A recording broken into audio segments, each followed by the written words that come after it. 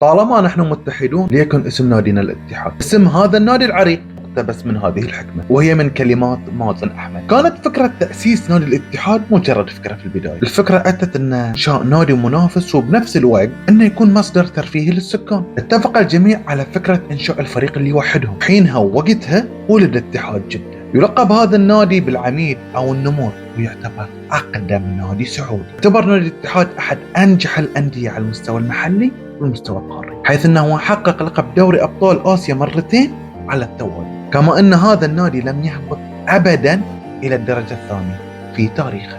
في الأخير نادي الاتحاد لديه منافسة طويلة الأمد مع نادي الهلال، والتي تم تسميتها بكلاسيكو السعودية، والتي تعتبر المباراة الأبرز والأكثر متابعة على الصعيد المحلي. تابعنا وعطنا لايك إذا كنت تحب مثل هذه المعلومات عشان ننزل أكثر، وإذا كنت تبي تيشيرت رياضي ترى ماتادور السعودية عندك كل شيء. سلام.